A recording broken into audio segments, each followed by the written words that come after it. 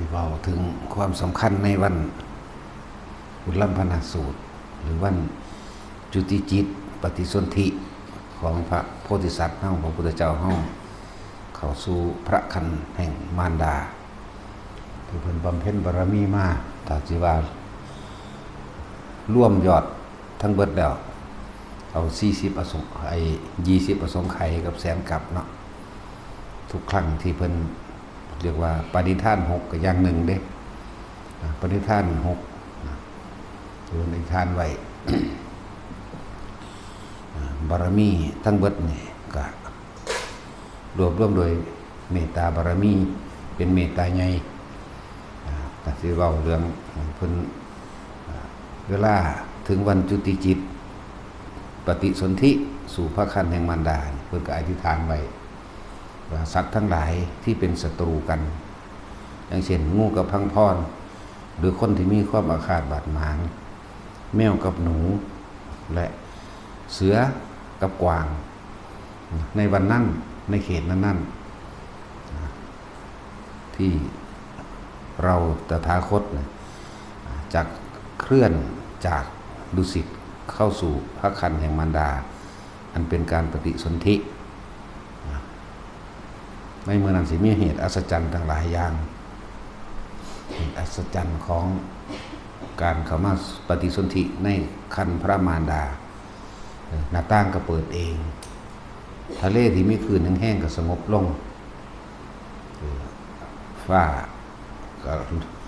ดวงอาทิตย์ก็ไม่อาจสามารถแผดแสงให้ร้อนได้แต่ว่าเย็นในเมื่อนั้นลมที่เคยพัดแห้งก็สงบนิ่งลง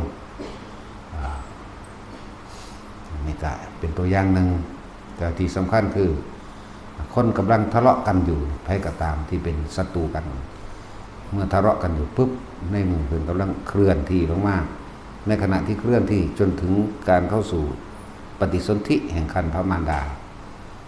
คนที่ทะเลาะกันอยู่เกิดกลายเป็นคนหักกันทันทีเลยพังพอดกับงูเห่ากัดกันอยู่กำลังเอาเป็นเอาตายกันหยุดเลิกหยุดบ่กัดกันเป็นหมู่กันไปเลย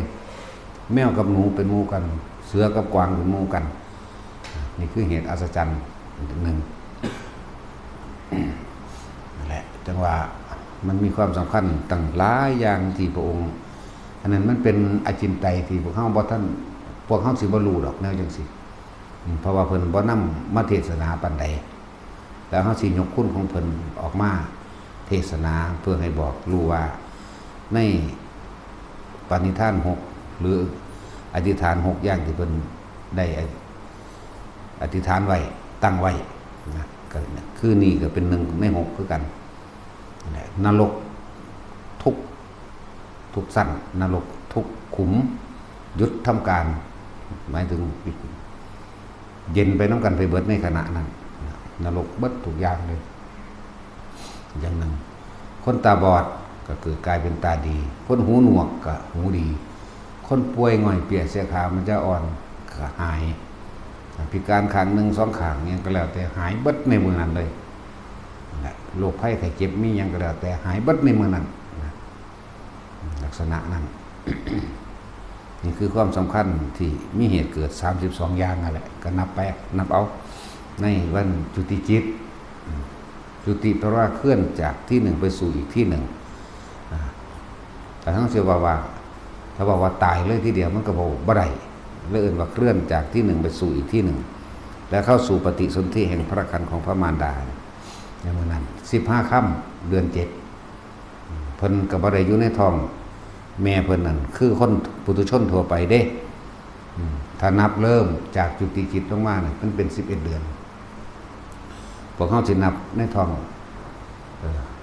เริ่มจากจุติเคลื่อนที่ลงมาเลยนี่11เดือนนี่แหละจังว่ามันเป็นวันวิสาประสูติตรัสรู้ปรินิพพานบัดนี้จังมาเป็นวันเดียวกันในวันวิสาขปุณณมีนี่แต่ว่าวันจุติจิตนั่นน่ะมันห่างกันแค่เดือนเดียวแม่นบ่ล่ะแต่ว่าเดือนใดปีใดที่เอิ้นว่าดวงอาทิตย์เข้าใกล้โลกมากมันสิย่นเข้ามาใส่ตรงเป็นวันเดียวกันเขาเอิ้นหยังแฝด2หนบ่ภาษาบ้านเฮาเอิ้นแต่ที่จริงแล้วก็ขึ้นอยู่กับการเคลื่อนที่แห่งดวงดาว โหราศาสตร์โหราศาสตร์เป็นการทำนายแบบเดาๆเด้โหราศาสตร์กับคณิตศาสตร์การคำนวณระหว่างการเคลื่อนที่แห่งดวงดาวโลกพระจันทร์และน้ำทะเลหนุนแบบใดมันมีแนวนี้เด้นั่นแหละสัตตุศาสตร์18อย่างมันก็บวกกันเข้าไปในนี่นำในปณิธาน6ปณิธาน6นี่เป็นอจินไตยนะเพิ่นบ่ค่อยเทศดอกแต่ว่าเฮาสิเอานำเข้ามาว่าเฮายกคุณของเพิ่นขึ้นมาอันนึงเพื่อเป็นการบูชาคุณเฮาบูชาเฮายินดีเฮาเต็มใจเทศนาด้วยความรักด้วยความเคารพพระองค์